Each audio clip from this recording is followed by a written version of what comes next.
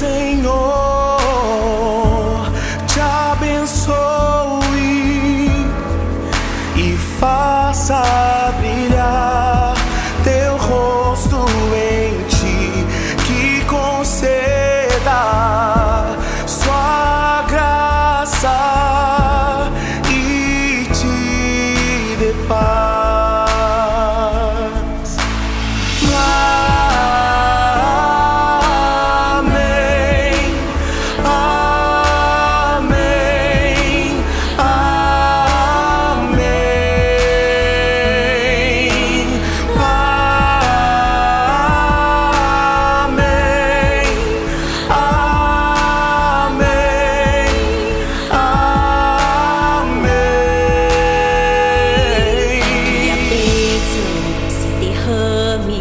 Até 1000 gerações, tua família e teus filhos e os filhos de teus filhos, que a bênção se derrame. Até 1000 gerações, tua família e teus filhos e os filhos de teus filhos, que a bênção se derrame. Até 1000 gerações, tua família e teus filhos e os filhos de teus filhos, que a bênção se derrame. Até 1000 gerações, tua família e teus filhos e os filhos de teus filhos, tua presença te acompanhe por detrás, por diante, do teu lado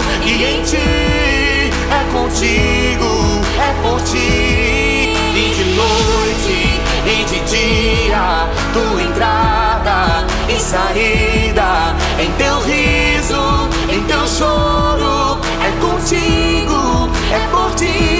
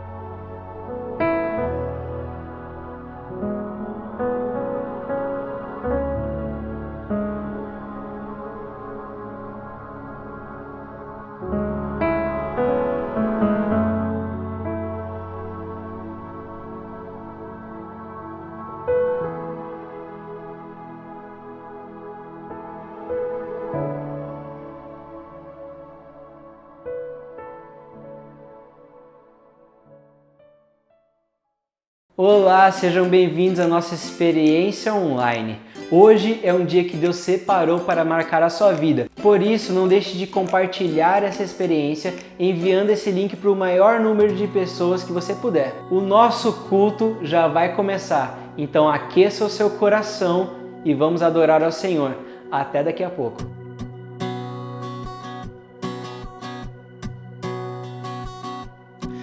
Nada se compara ao teu amor. Deixou a sua glória e habitou entre nós. Em tudo foi tentado, levou sobre sobre si as nossas dores e foi moído por nossos pecados. Por teu sangue nós fomos lavados.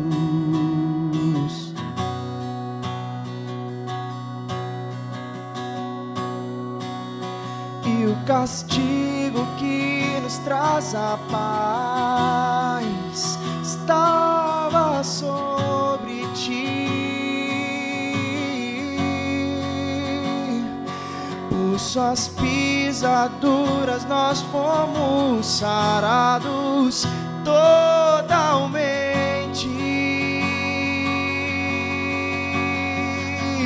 Não há amor igual, Jesus, tu és real,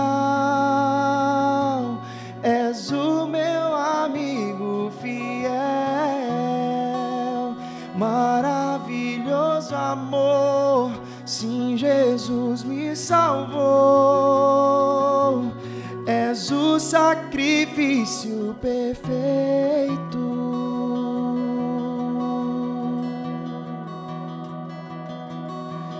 Nada se compara ao teu amor.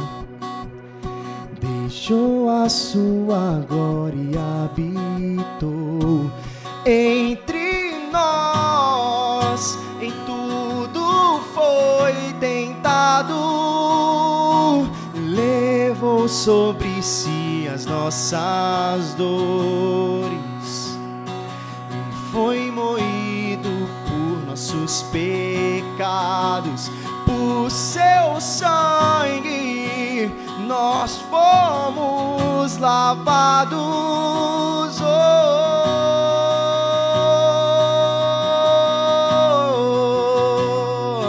E o castigo que nos traz a paz estava sobre ti. Por suas pisaduras nós fomos sarados totalmente.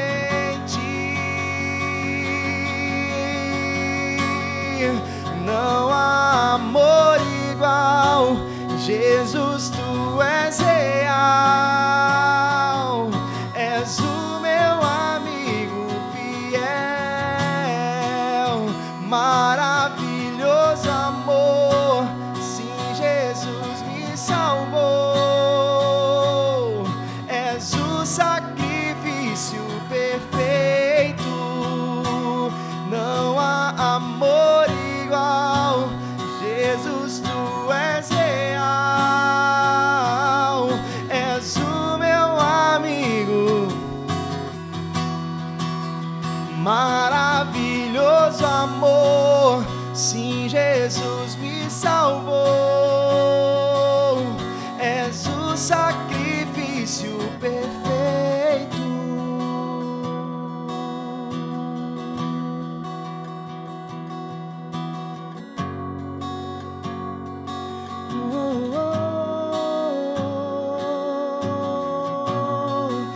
Sacrifício mais perfeito, me comprou, me atraiu com seu amor.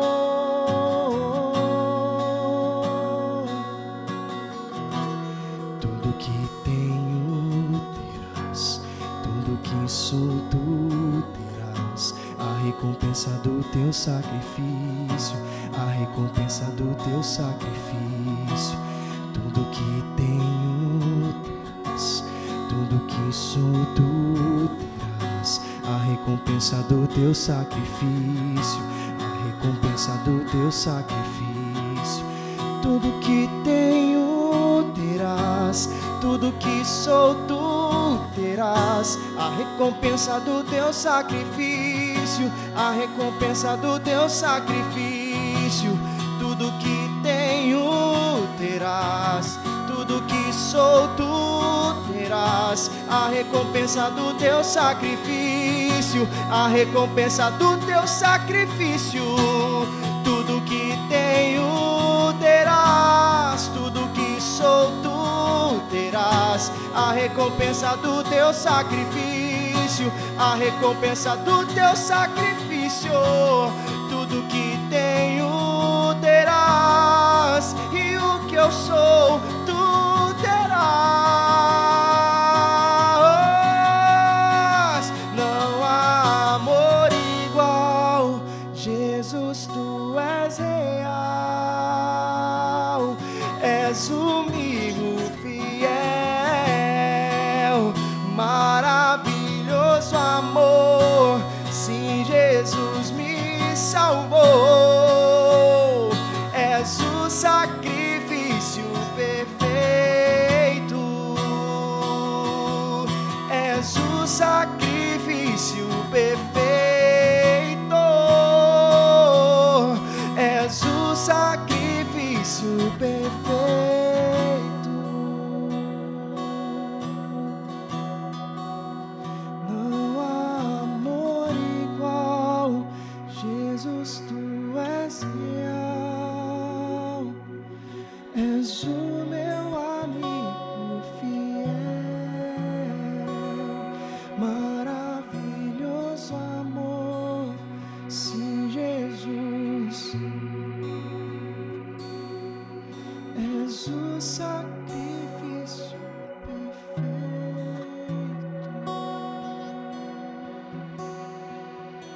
E o Pai se alegrou do teu sacrifício, Jesus.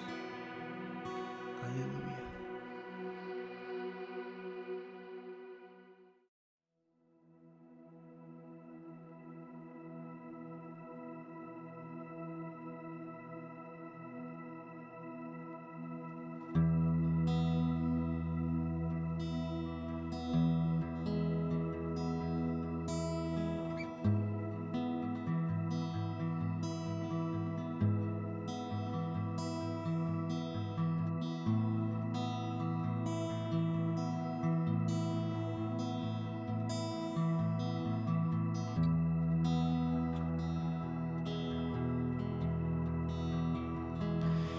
Quando o mar tentar me encobrir, parecer que eu vou afundar, me lembrarei.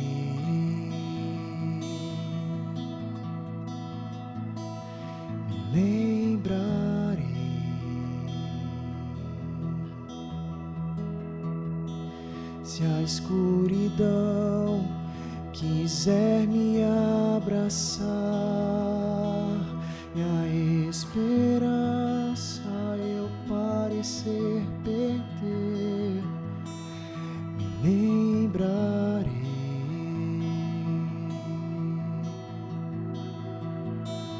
Me lembrarei.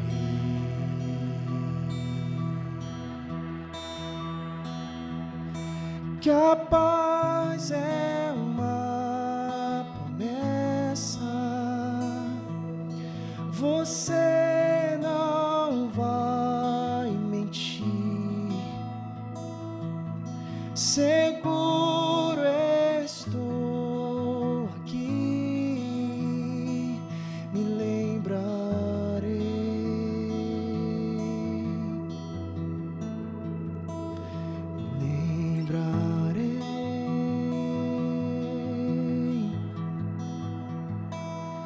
Quando o mar tentar me encobrir e parecer que eu vou afundar, me lembrarei.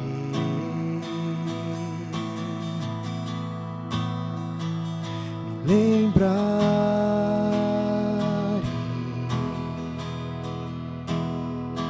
Se a escuridão quiser me abraçar e a esperança eu parecer perder, me lembrarei.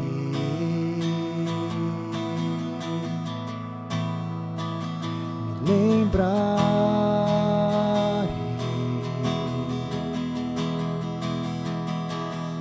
Que a paz é uma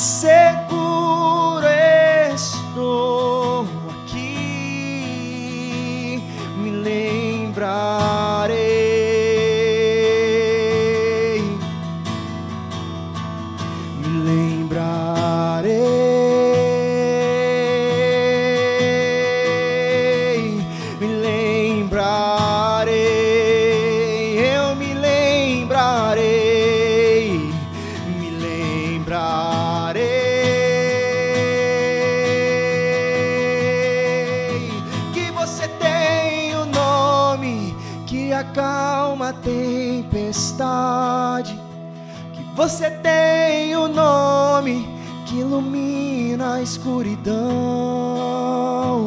Você tem o nome que lança fora o medo. Seu nome é Jesus. Vamos dizer isso todos juntos. Você tem um nome, vamos. Você tem um nome que acalma a tempestade. Você tem um nome que ilumina a escuridão. Você tem um nome que lança fora o medo. Seu nome é Jesus. Vamos levantar o nome dele. E você tem um nome que acalma a tempestade em mim. Você tem um nome que ilumina a escuridão. Você tem um nome que lança fora o medo. Seu nome é Jesus. E a paz é uma promessa. Você não vai mentir, não. Seguro estou aqui, me lembrarei.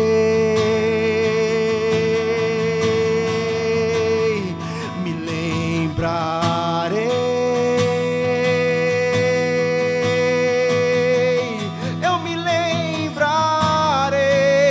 de quem tu és, Jesus. Me lembrarei. Eu me lembrarei que estás acima de todos. Me lembrarei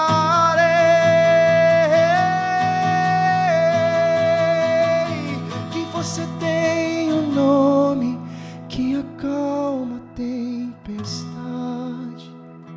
Você tem um nome que ilumina a escuridão. Você tem um nome que lança fora o medo. Seu nome é Jesus. Levantamos o teu nome. Você tem um nome que acalma a tempestade. Você tem um nome que ilumina a minha escuridão. Você tem um nome que lança fora o medo. Seu nome é Jesus.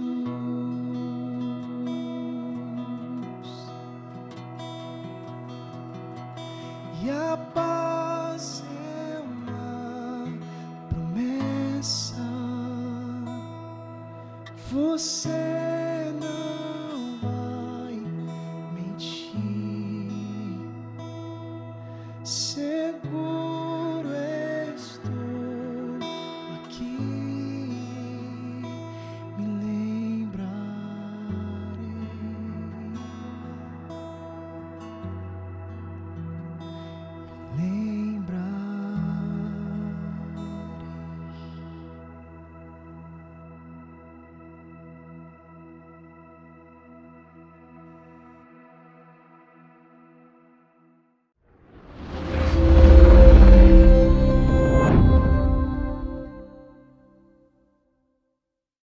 A graça e a paz, irmãos, mais uma vez estamos juntos para meditar na palavra de Deus, essa palavra que é viva e poderosa.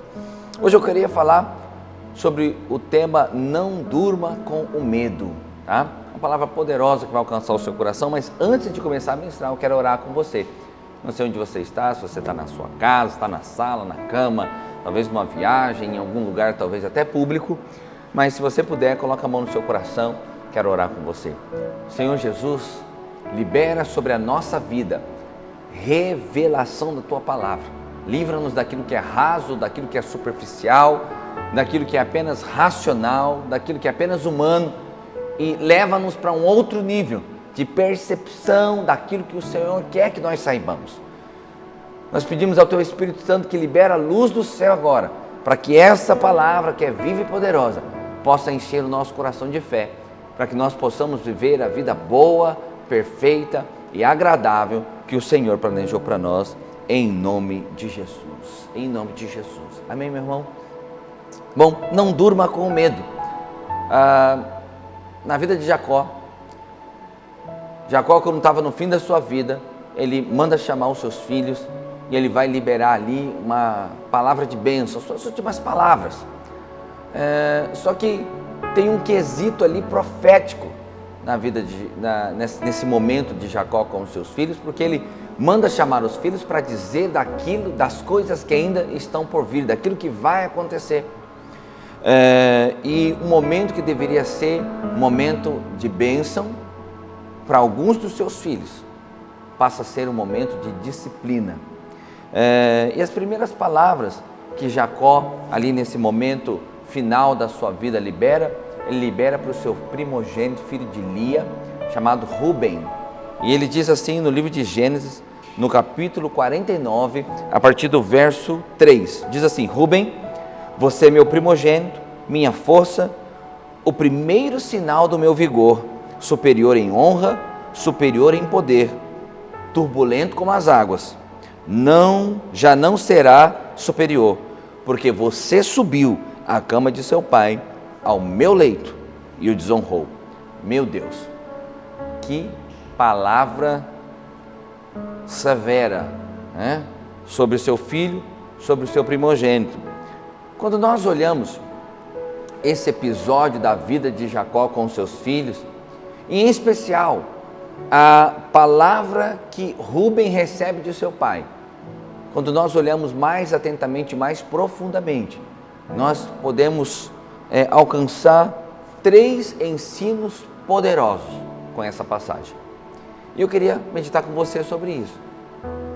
Primeira coisa que nós podemos observar aqui é que nós precisamos valorizar a nossa posição. Então, o primeiro item é: valorize a sua posição. Não sei se você conhece tão bem a história de Jacó, né? Pode ser que alguns novos na fé estão me ouvindo agora, mas Jacó, a Bíblia fala Deus de Abraão, Deus de Isaac e Deus de Jacó. Jacó era um patriarca. E Jacó tinha 2 mulheres. Não era plano de Jacó ter 2 mulheres. Na verdade, depois Jacó também teve 4 mulheres. Mas o plano de Jacó era ter apenas Raquel. Mas Jacó trabalhou para Labão, seu sogro, para comprar ali o dote de Raquel. O seu sogro enganou, ele acabou comprando Lia. Depois teve que trabalhar mais 7 anos para comprar o dote de Raquel. E depois houve uma série de outras circunstâncias que fez com que ele acabasse tendo as concubinas das suas esposas por mulher também. Então, Jacó teve essas 4 mulheres. E a Bíblia fala que os nomes bíblicos que essas mulheres colocavam, né, não só Raquel como Lia, mas todos os nomes bíblicos, eles sempre apontam para algo superior. Não são apenas nomes. Os nomes no tempo bíblico, eles não eram escolhidos pela fonética, para o som que fica bonito, mas eles eram escolhidos por alguma coisa que o pai ou que a mãe, né, ou a sua nação estava vivendo, né, de dificuldade, de alegria, de luta. E essas mulheres então colocavam o nome dos seus filhos com base nessas experiências, mas elas não sabiam que na verdade Deus estava orquestrando todas as coisas e cada nome simbolizava ou apontava para algo que de fato Deus iria fazer. Então, Raquel, eu vou falar um pouquinho sobre o significado de nome, por isso que eu estou te explicando isso. E Raquel e Lia, que eram as esposas de Jacó, elas disputavam pela atenção, né, por prioridade no relacionamento com Jacó. Raquel não podia ter filhos, e quando Lia, então, dá o primeiro filho para Jacó, esse primogênito chamado Ruben, esse primogênito, ela coloca o nome de Ruben, que significa eis o filho, ou olhe para o filho, né? Por quê? Porque ela sabia que aquele filho a colocaria em vantagem em relação à sua irmã Raquel, Então é como se ela estivesse gritando, ó, esse filho aí, olha o que eu fiz, ó, olha o filho que eu estou dando para o meu marido, ou seja, eu sou especial, essa outra aí não dá filho, mas olha o filho que eu estou dando para Jacó. Então esse era o nome de Rúben, né, que era eis o filho, ou olhe para o filho. Mas não era apenas um bebê que estava nascendo, Rúben era um sinal profético da vinda de Jesus. Vários personagens na Bíblia, eles se tornaram sinais proféticos, eles se tornaram um tipo de Cristo, né? Por exemplo, José é um tipo de Cristo porque ele salvou Israel. Moisés é um tipo de Cristo porque ele salvou o povo de Deus ali da escravidão do Egito. Daniel foi um tipo de Cristo, assim como Jesus foi no inferno e ficou morto por 3 dias, né? Daniel passou 3 dias na cova dos leões. Então há vários personagens bíblicos que eles se tornam um tipo, né? Uma alegoria viva que aponta para Jesus, para o verdadeiro Filho de Deus, o Cordeiro que iria vir ainda. Então, Rúben, ele era o nome de Rúben apontava, né, para Jesus que iria vir.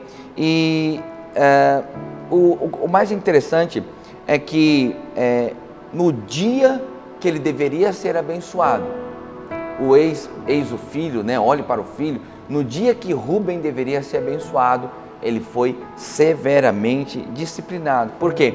Porque ele havia desonrado a cama de seu pai. Quando Raquel morreu, havia uma disputa muito severa entre Lia e Raquel, e com certeza as mães colocavam os filhos, né, contra os outros, né, porque depois Raquel acabou também dando filho para Jacó, mas as mães deviam colocar os filhos ali contra a adversária, tinha um pé de guerra entre as duas. E quando Raquel morreu, Rúben, que já era um homem, ele se deitou com Bila, que era a concubina de Raquel, que por sua vez também era a esposa de Jacó.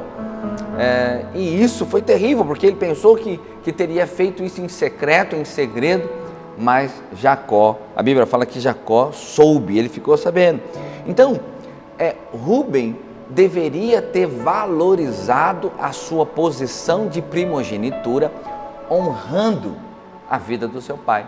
Mas ao contrário disso, ele não deu valor, ele colocou em risco a bênção da primogenitura, quando ele decidiu, talvez ali por vingança, né, da adversária da sua mãe, né, para dar um recado ali, ele decide, ou talvez até pelo prazer mesmo, pela falta de honra com o seu pai, ele arriscou todas as bênçãos que estavam incluso na sua primogenitura. Então, nós podemos perceber nesse episódio de Rúben o quanto essa questão do pecado sexual é um assunto sério, uma coisa séria, né? Porque a Bíblia trata o pecado sexual de uma maneira diferente mesmo.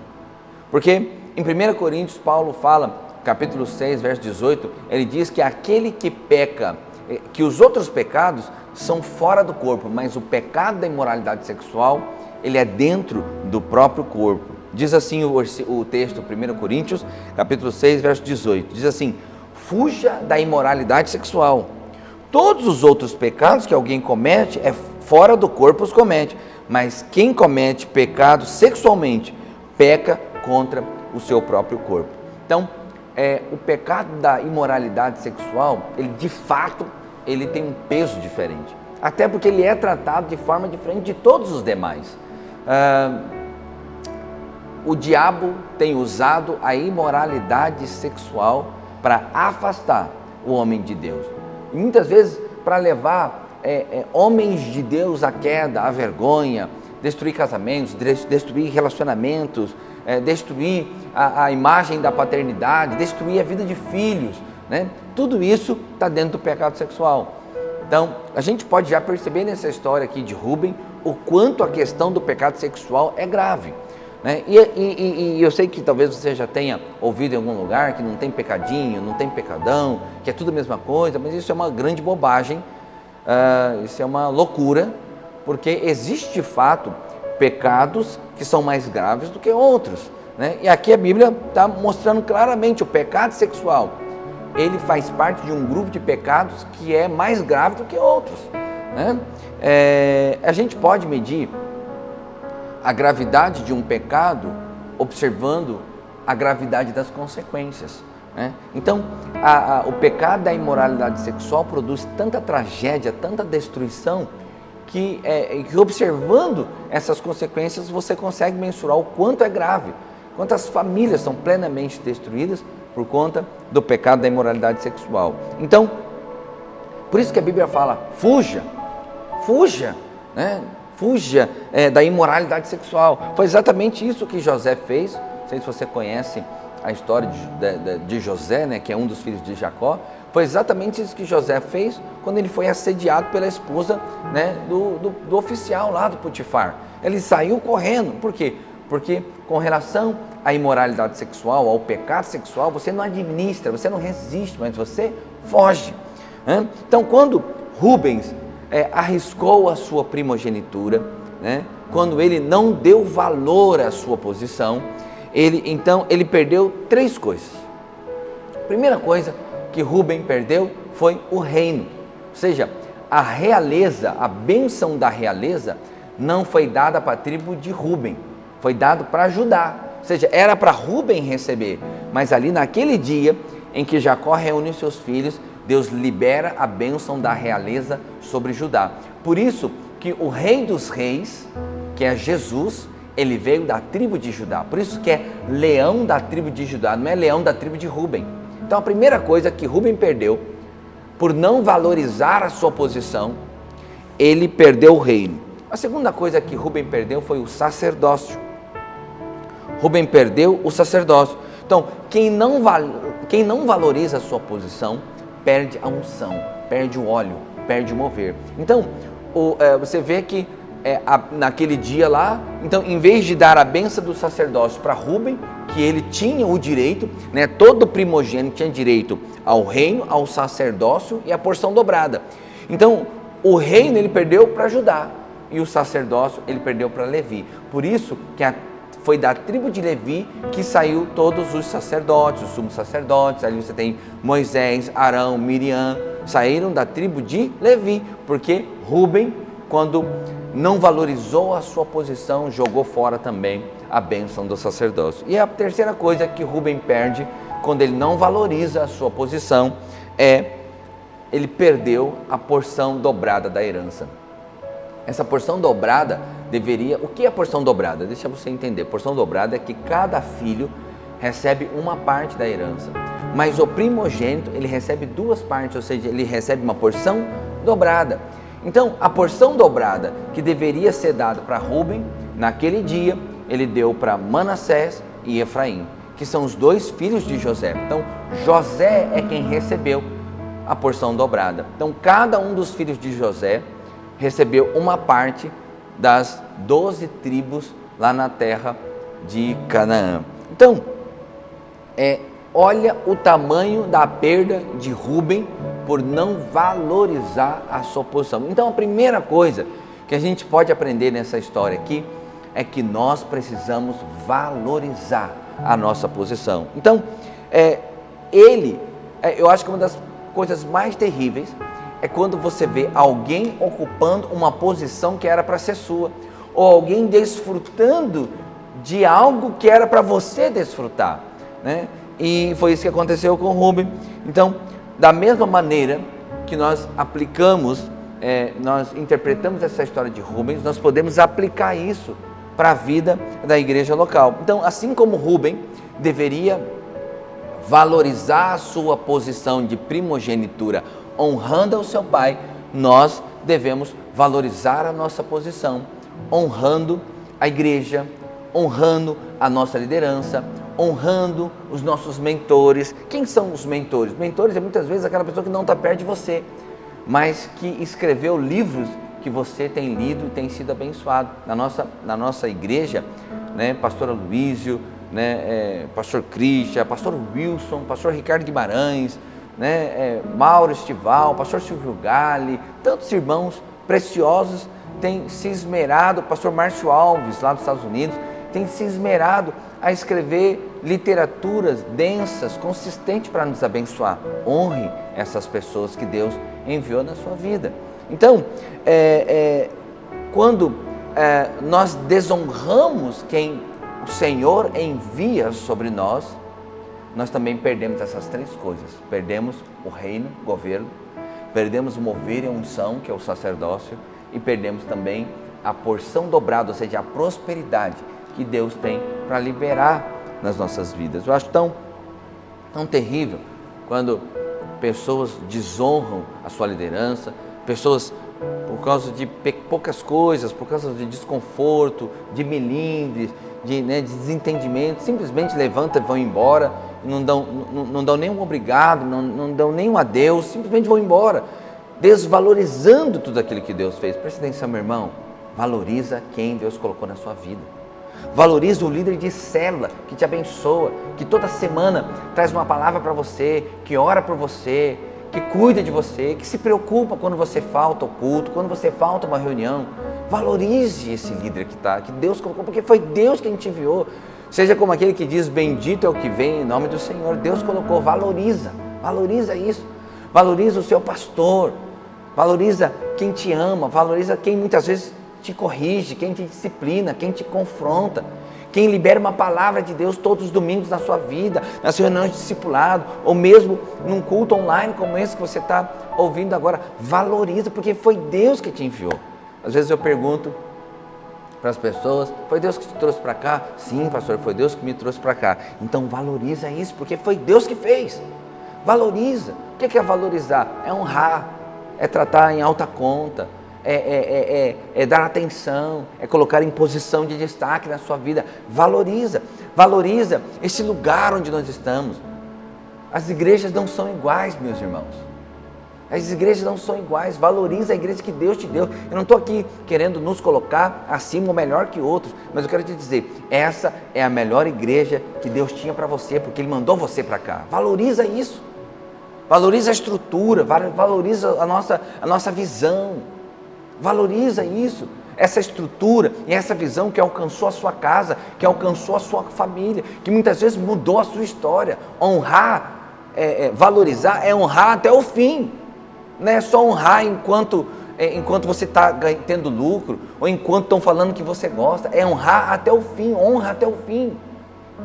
Esses dias eu escrevi um texto na minha página do Instagram, falando sobre o pastor Luiz e sobre a pastora Márcia, e eu disse lá, quem conhece, honra. Se você tem revelação, se você entende por que Deus trouxe você para cá, honra isso. Honra os seus irmãos de célula, os seus irmãos da fé. A Bíblia fala que essa é a família da fé. Honra isso, meu irmão, valoriza isso. Não falta culto à toa, não falta célula à toa, não falta discipulado à toa, porque quando você valoriza, você não falta. Eu não estou dizendo que você não pode faltar, não. Em algum momento você vai fazer uma viagem, você vai para algum lugar. Sim, eu entendo, mas valoriza. Você sabe qual que é a sua posição, meu amado?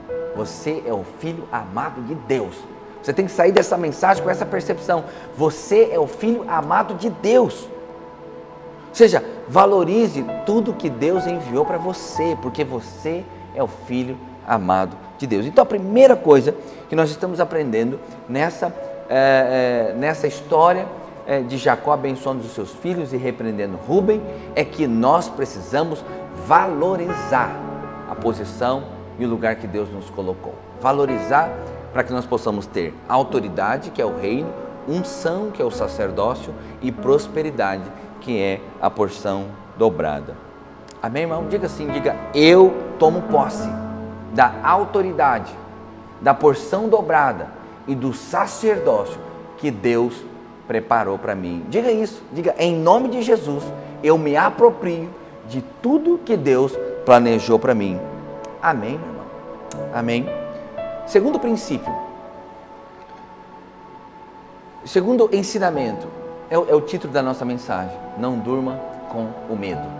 Não durma com o medo. Você sabe, a tragédia da vida de Rubens começou quando ele decide dormir com a concubina, Bila. Começa ali, a tragédia dele começa ali. Você sabe, na maior parte das passagens bíblicas nós podemos ter dois níveis de entendimento. O primeiro nível é o mais superficial, é o literal, é você entender as coisas de maneira literal.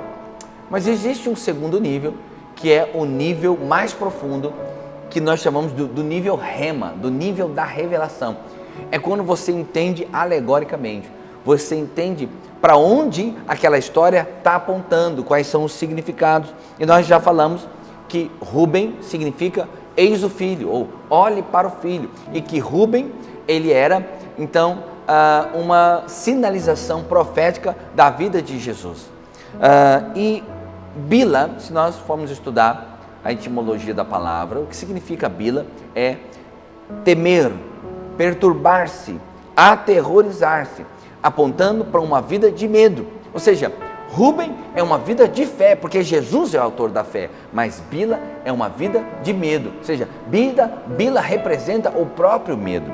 Então, quando Rubens decidiu dormir com medo, e aí é um trocadilho de palavras, mas tem um significado super profundo, né? Ele se tornou então desqualificado para receber a herança. Então, o que é o medo, meu irmão? Preste atenção nisso. Medo é fruto de incredulidade. Medo é fruto de incredulidade.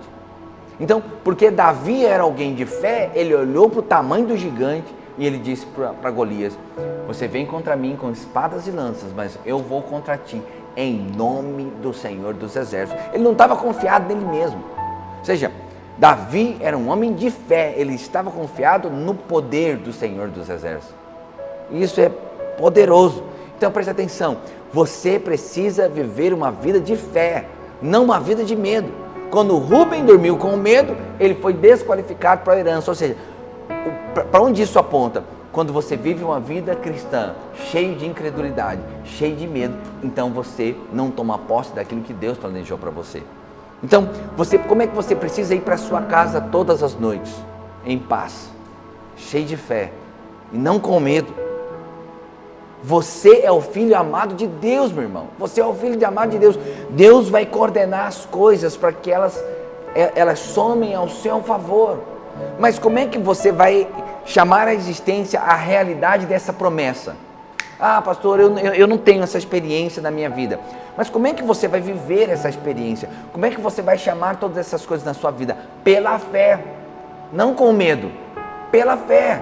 Então, quando Rúben dormiu com medo, foi desqualificado para a herança. Ou seja, a vida de fé é que te qualifica a tomar posse de tudo aquilo que Deus planejou para você. E a terceira coisa e última terceiro ensinamento que nós podemos aprender com essa história é que nós precisamos olhar para Jesus. Olhe para o Filho, olha para Jesus. Ou seja, se Rúben tivesse a revelação de quem ele era, certamente ele não teria saído da sua posição para dormir com Bila.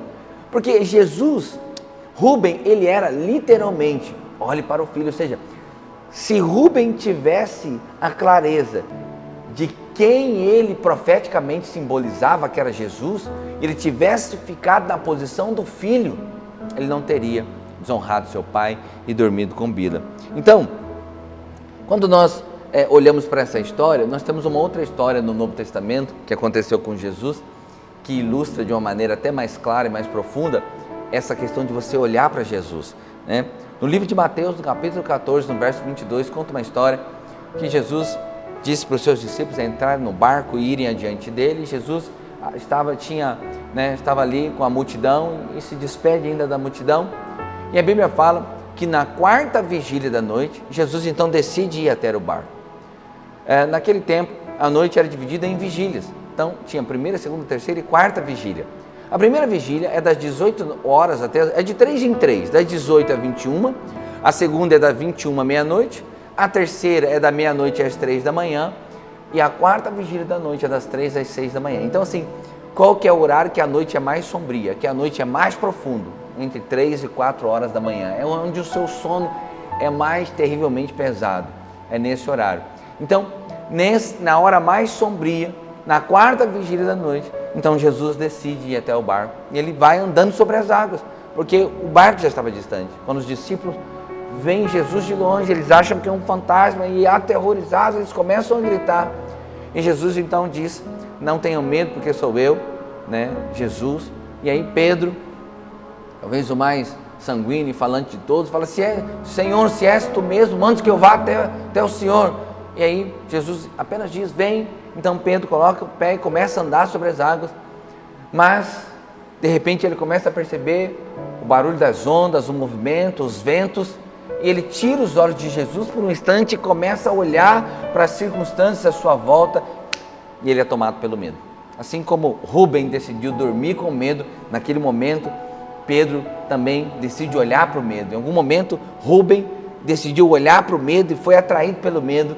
Agora Pedro também olha para o medo e olha para as circunstâncias e ali ele é tomado pelo medo também.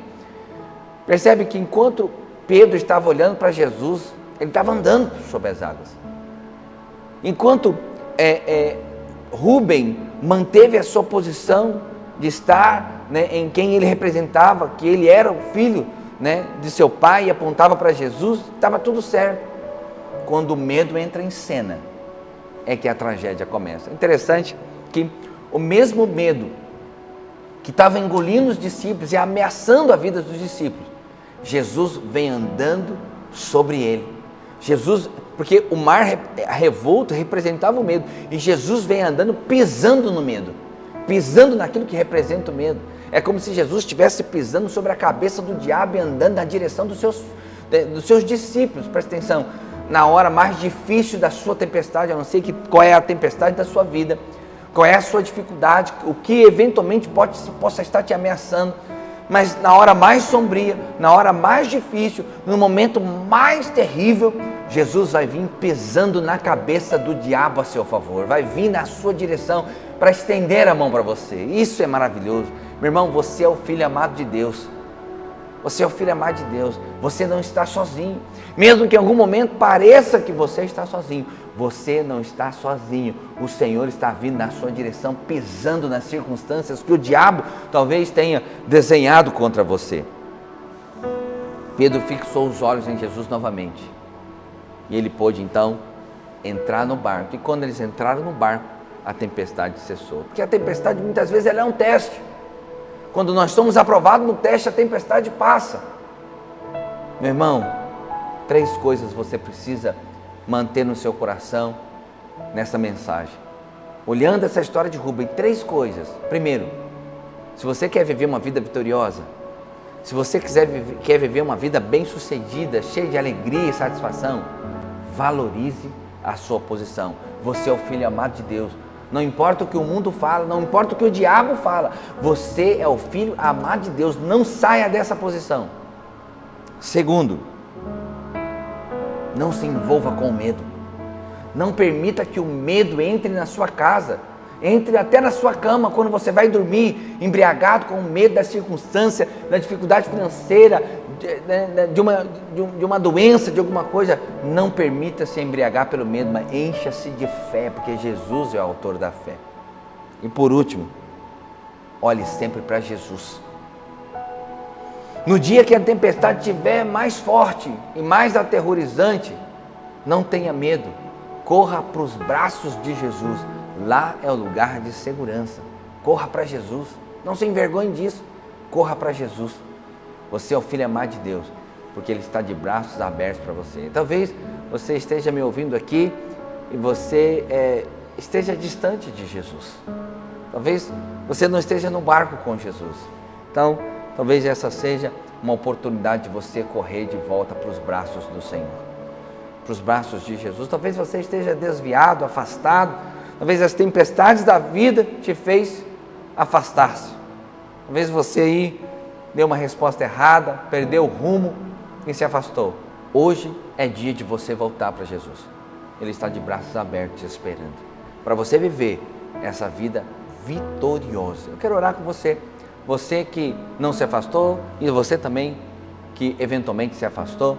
Eu quero orar para que você tenha uma vida vitoriosa, abençoada. Quero que você termine de ouvir essa mensagem com seu coração cheio de fé, cheio de vontade de viver a vida que Jesus planejou para você. Certa vez Jesus disse assim: olha, Eu vim para que tenham vida e vida abundante. É essa vida que Jesus planejou para você. Então, feche os seus olhos que eu quero orar com você. Deus, em nome de Jesus, eu quero que cada um desses irmãos, cada pessoa que me ouviu nessa mensagem, que ela possa ser nesta hora tomada de fé, tomada de vida, tomada de coragem por esta palavra que é viva e poderosa. Senhor, que eles possam ter revelação da posição de filho amado de Deus. Não importa se está de pé, deitado, sentado, se está limpo ou se está sujo. Que eles possam se lembrar sempre que eles são filhos amados de Deus. E que mesmo que tenham caído, mesmo que tenham se afastado, sempre há tempo de voltar. Jesus está de braços abertos nessa hora para você, meu amado. Que cada pessoa possa ter essa percepção espiritual. Senhor, livra-os do medo. Livra-os do medo, que eles possam agora ser tomados de fé e de coragem diante das circunstâncias da vida, diante das tempestades da vida. Que eles possam ser tomados de coragem nessa hora. E que eles possam continuar olhando para Jesus. Ainda que as tempestades estejam soprando, ainda que os ventos estejam soprando, que as ondas estejam se arremessando contra eles, que eles continuem olhando para Jesus, porque Jesus é quem acalma a tempestade. Em nome de Jesus, em nome de Jesus, amém e amém e amém. Amém, meu querido. Que essa palavra possa encher o seu coração de fé e que você possa viver essa vida boa, maravilhosa que Jesus planejou para você. Amém? Deus abençoe. Estamos encerrados e logo mais nós estaremos juntos em outra pregação, em outro vídeo, em outro momento, para abençoar a sua vida. Deus abençoe.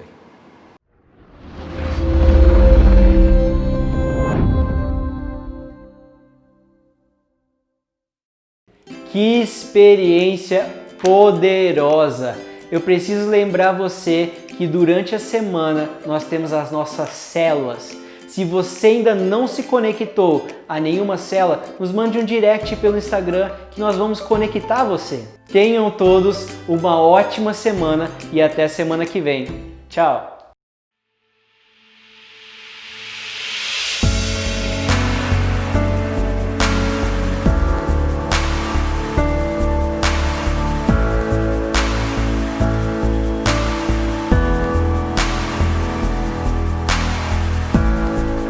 Senhor, te abençoe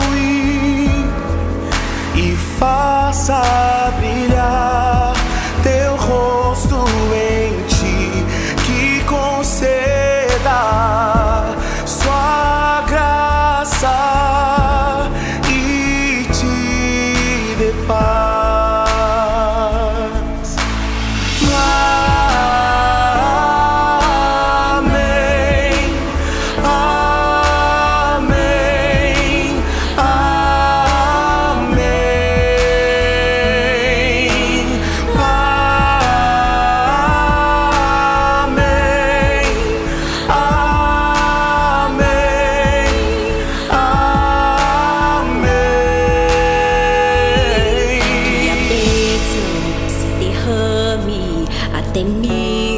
Gerações, tua família e teus filhos e os filhos de teus filhos, que a bênção se derrame até 1000 gerações, tua família e teus filhos e os filhos de teus filhos, que a bênção se derrame até 1000 gerações, tua família e teus filhos e os filhos de teus filhos, que a bênção se derrame até 1000 gerações, tua família e teus filhos e os filhos de teus filhos, tua presença te acompanhe por detrás, por diante, do teu lado e em ti, é contigo, é por ti, e de noite e de dia, tua entrada e saída